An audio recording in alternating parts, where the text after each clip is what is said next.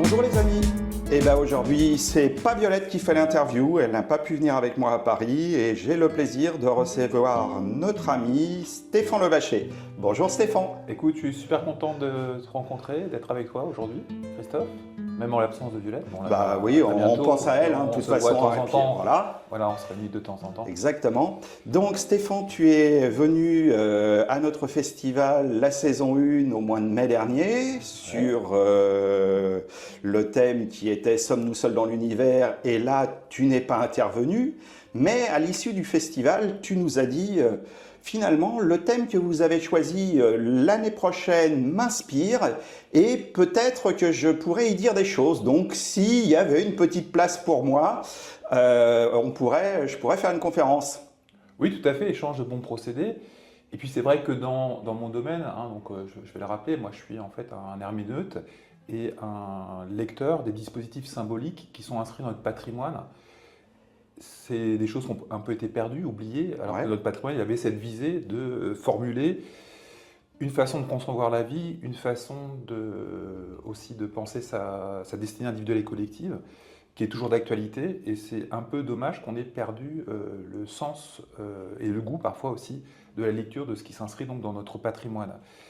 Et dans le patrimoine justement, il y a un thème récurrent, c'est celui du mariage, de la conjonction entre le masculin et le féminin, ou dans l'autre sens, si on est une femme, parce qu'en fait, le masculin et le féminin, ça renvoie à la polarisation de notre être.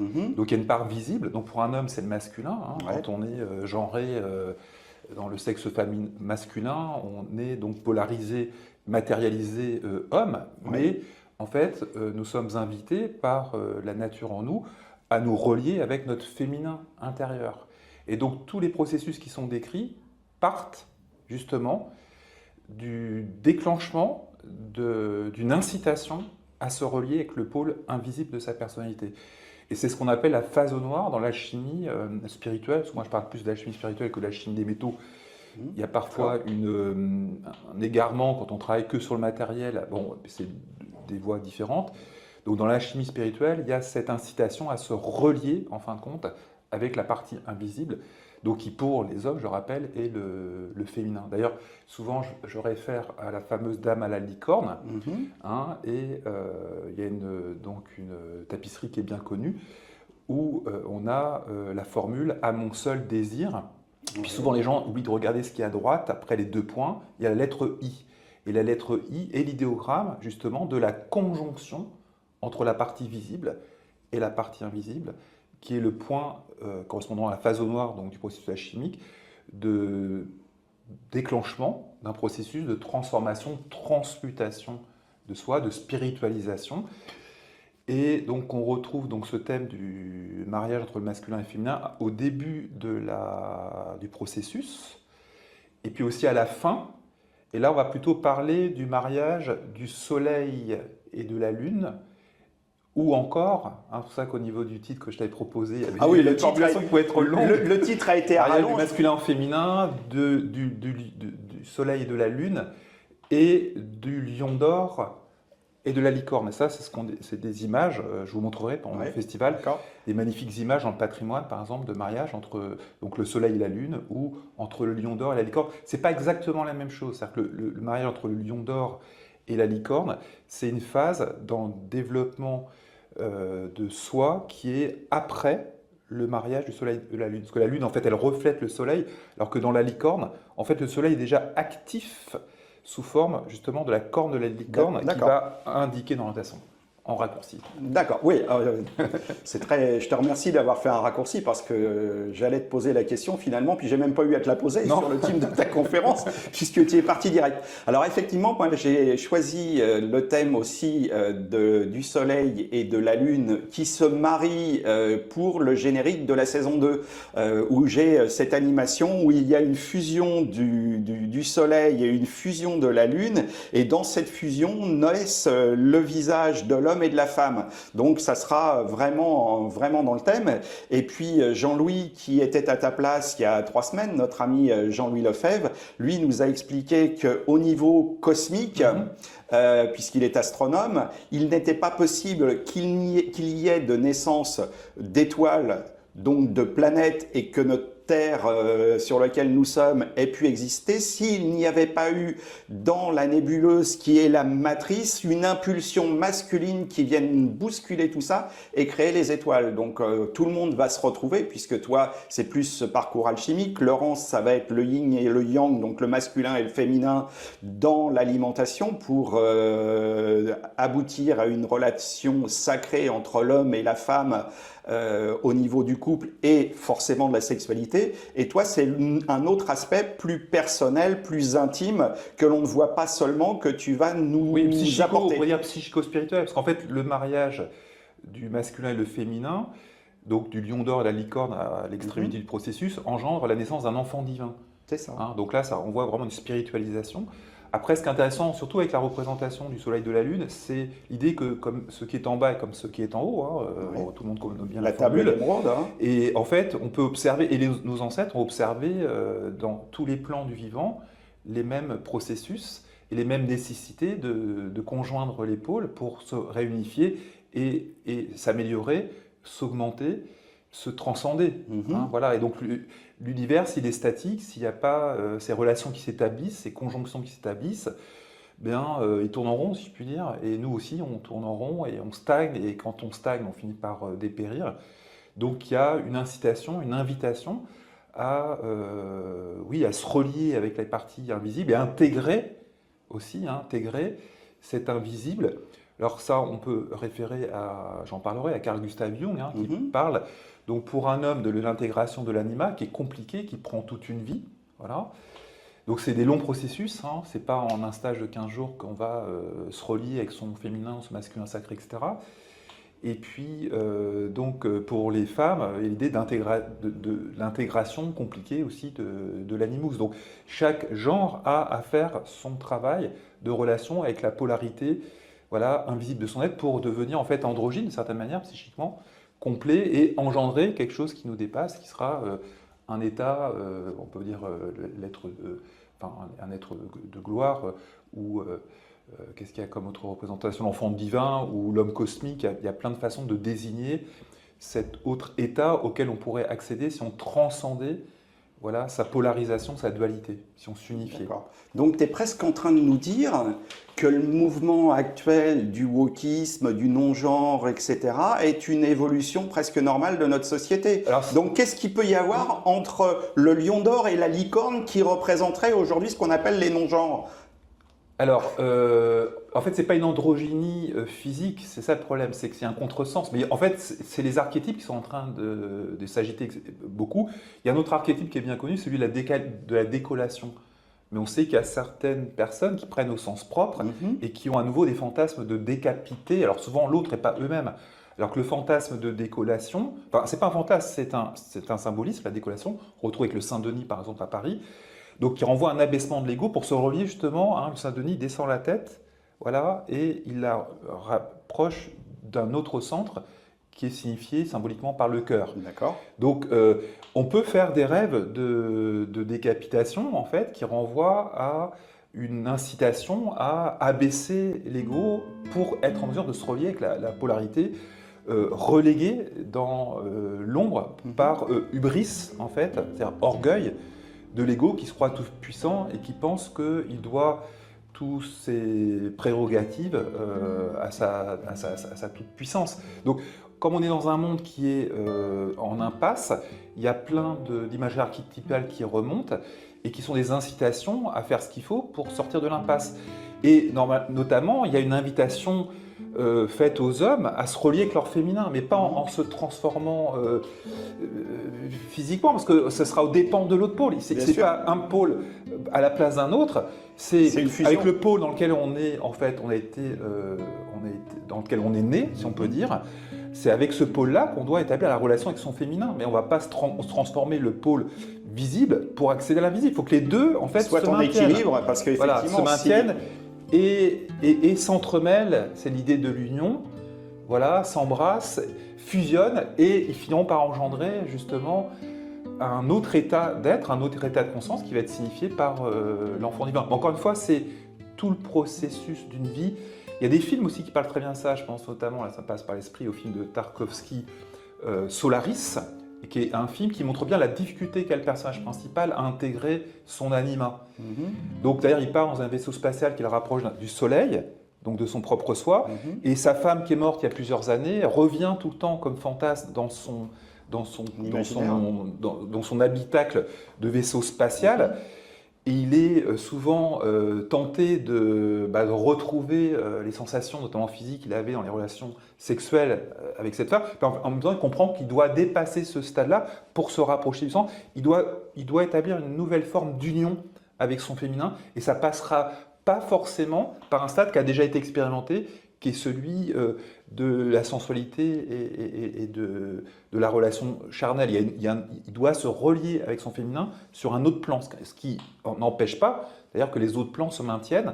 Mais il y a l'idée d'un approfondissement en fait de la relation du masculin au féminin. Alors j'aime beaucoup le geste que tu as fait finalement d'harmonie de fusion du masculin et du féminin, parce qu'après que dans mon générique l'homme et la femme soient arrivés, soient un peu confrontés et repartent en majesté, eh bien il y a ce yin et ce yang qui arrive et qui dans un jeu d'images fait le même mouvement que celui que tu viens de décrire. C'est ça, c'est des flux d'énergie. Donc j'ai bien choisi en fait mon générique, il s'adapte parfaitement à ce que tu vas nous dire. Oui, après de toute façon on est des êtres assez instinctifs les uns les autres, intuitifs je dirais, donc les choix que toi tu fais, même les choix de titres du festival, etc., les invités, et on a vu l'année dernière votre première édition, enfin tout était merveilleusement en place, voilà, c'est-à-dire que les choix sont faits intuitivement. Et les choses s'enchaînent et s'emboîtent comme il se doit. C'est ça. Et ce qu'il faut absolument qu'on préserve d'ailleurs, dans la relation avec nos différents festivals, parce qu'on a essayé de créer, on a créé. Ah justement, tu vas pas me piquer ma prochaine question quand même. non, je plaisante. Voilà, c'est cette synergie, et ce qu'il faut être, c'est dans les flux. Il faut décristalliser. Donc dans le patrimoine, il y a cette idée de décristallisation, dissolution. La phase noire, c'est une phase de dissolution. Il faut démonter, il faut défaire pour refaire. Il faut parfois être défait pour être en mesure de se refaire, ce qui n'est pas forcément très agréable, mais qu'on doit accepter. Absolument. Voilà. Alors justement, puisqu'on parle de synergie des festivals, l'année dernière, on s'est rencontrés grâce à nos amis Antoine de Miasme et Jérôme de Russe, qui nous ont permis de nous réunir. Et puis tu as pu venir à notre festival, et nous, on est allés au château de Fervaques pour le festival que tu as fait avec Nicole au mois de juin. Festival de la merveille et des mystères. La merveille et des mystères. Donc c'était la deuxième édition. Nous avions vu la première sur les canaux respectifs d'Antoine et Jérôme. Et là, donc, tu es en mesure d'annoncer également la troisième édition pour l'année 2025. Oui, alors qu'aura lieu le premier week-end de juillet. Voilà, comme ça va nous laisser un peu plus de latitude, parce que fin juin, c'est très compliqué avec les activités, tout ça. Donc, premier week-end de juillet, donc on va garder la même formule, 2 jours et demi, on arrive le vendredi soir. On accueille, on aura des propositions pour le vendredi, et puis donc jusqu'au dimanche soir, avec toujours cette idée aussi de bouger, c'est-à-dire qu'on va sur des sites, et donc il y a la partie conférence, puis il y a aussi la partie promenade, mais promenade un peu initiatique quand même, qui est la spécificité de notre festival. Alors le lieu c'est le château de Fervaques en Normandie, à 2 pas de Livarot. Livarot et Lisieux. On avait été super bien accueillis, le cadre magnifique. Donc l'hôtel. Voilà, dans les cadres des visites alchimiques qu'on a pu faire, tu nous avais d'abord fait faire le tour du château de Fervaques avec une lecture aussi intéressante. Et puis après, on est allé visiter un château à quelques kilomètres dont j'ai oublié le nom. Le château de Saint-Germain-d'Olivet. Voilà, où tu nous as décrypté également les façades. Donc là, quel sera le thème pour la prochaine édition? Alors le thème, c'est un scoop. C'est un scoop. Ah super, j'adore les scoops. Parce que moi, je vais lancer ma campagne en fait de communication, et puis comme toi, mes invités, je vais les interviewer, les filmer, etc. Mais on peut livrer le secret. Alors, sachant que cette vidéo, on est début octobre, mi-octobre, oui, de toute façon, mais elle va être diffusée maintenant fin novembre, début décembre. Oui, donc de toute façon, ça sera plus un scoop. Ça sera plus un scoop. Voilà. Puis je pense qu'on a parlé aussi un petit peu avec Antoine, si je me souviens bien. Donc ce sera en fait l'imaginaire. Alors plutôt l'imaginal, mais c'est un mot que les gens ne connaissent pas forcément. L'imaginal, en fait, c'est un type d'imaginaire. Les anciens parlaient de l'imagination vera. Ils disaient imagination vera non fantastica. Il y a l'imagination vraie qui vient des profondeurs de son inconscient, qu'on ne contrôle pas, hein, c'est celle qu'on a dans les rêves. Et puis là, il y a l'imagination fantastica, qui est l'imagination combinatoire, comme un enfant, il prend deux objets, puis il se raconte une histoire. Ça, c'est l'imagination du sujet. Nous, ce qui nous intéresse, c'est l'imagination qui véhicule les images archétypales, donc ce qu'on appelle l'imaginal, ou l'imagination vraie, ou on peut parler aussi d'imagination informée. Alors justement, ce que tu me dis me fait rebondir. Est-ce que ça pourrait pas être des réminiscences de ce que l'âme a déjà pu vivre? Oui, alors ça c'est la position de Platon, hein, les réminiscences de l'âme du monde. Hein. Notre âme, elle appartenait, elle vient d'un autre plan, elle avait accès à toutes les connaissances, et quand elle s'est incarnée après la chute dans le corps, hein, soma sema, le corps prison d'une certaine manière, où le corps véhicule pour faire l'expérience de sa limitation dans un corps et puis désirer peut-être remonter dans les plans supérieurs. Donc oui, il y a cette idée, oui, en fait, l'information, on la reçoit, voilà, et elle est en germe, elle est en puissance, disent les philosophes, et il faut, en fin de compte, mieux la capter et essayer de la transcrire dans le langage qu'est le sien, dans les formes de pratique, parce que chacun doit être opératif. C'est-à-dire pour intégrer, il faut formuler d'une façon ou d'une autre. Et après, cette information, si on la capte mieux, eh bien, ça va orienter ça va donner du sens à notre vie déjà, parce que ça part du principe que la vie a un sens.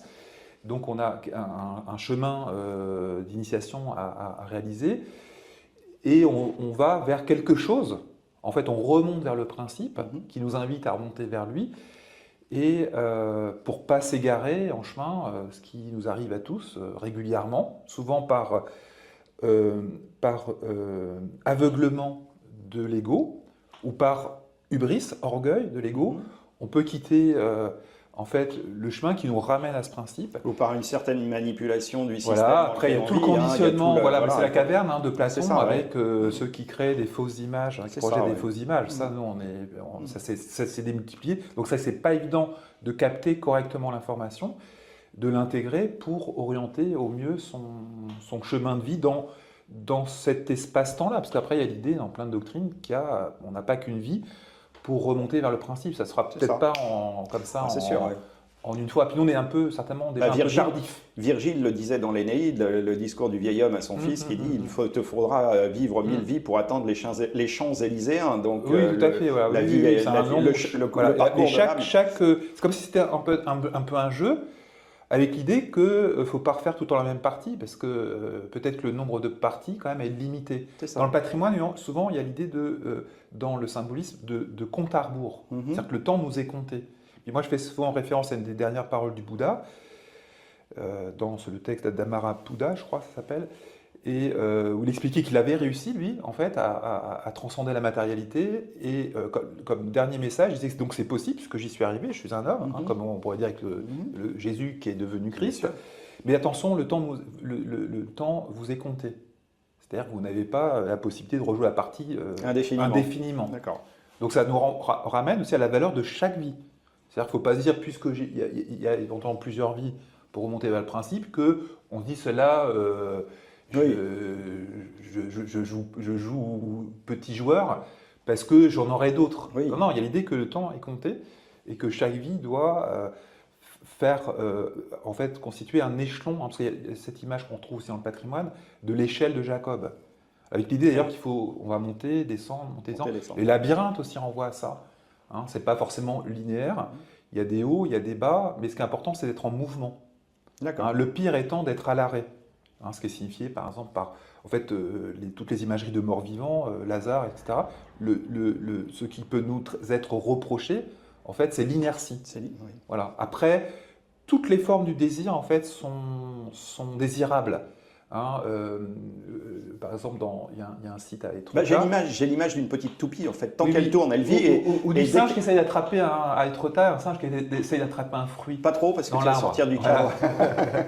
Et au-dessus donc de la main du singe qui essaie d'attraper le fruit, on voit la salamandre qui incarne ce principe et qui ébente le singe, qui lui, en fait, vise son désir sur un petit objet. Mais c'est mieux que rien. Le pire, c'est d'être assis, comme disait Rimbaud.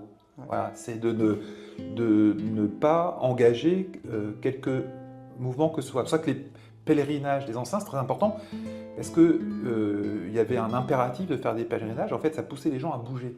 D'accord. Alors, aller vers, ils ne savaient pas trop quoi. Mais d'y aller, oui. Cheminer. Mais d'y aller, cheminer. Voilà, cheminer. Ce qui est important, c'est cheminer. Et puis après, quand on chemine, il se passe plein de choses. D'accord. Voilà. Eh bien, écoute, nous, en tout cas, nous cheminerons fin juin, début juillet jusqu'en Normandie. On viendra du Lot et avec grand plaisir parce qu'on a vraiment passé un super moment l'année dernière avec encore de très très belles rencontres, hein, comme on avait pu faire déjà à Cajar. Merci Stéphane de ton intervention. Alors pour toi, tu vas quand même avoir un challenge, c'est que Violette t'a mis un temps limité pour la conférence, donc ça va être pour toi un petit peu difficile, mais je te connais. C'est 3h20, c'est ça? 3h20, moins 2h30. Alors je vais te caler. Après, donc, ma conférence appuiera beaucoup sur les images. Ouais, parce qu'en fait, moi je travaille sur les images en patrimoine. Ça tombe bien. Ce qui est important, c'est de les voir. Ça tombe bien, comme une image égale 1000 mots, tu vas t'épargner du temps en fait. Ok, bah écoute, merci Stéphane d'être venu et puis peut-être qu'on refera comme l'année dernière une petite émission au printemps pour jouer la synergie des festivals. Ça fera un petit épisode avec Antoine et Jérôme. Voilà. Et bien à très bientôt. Merci Stéphane. Avec joie.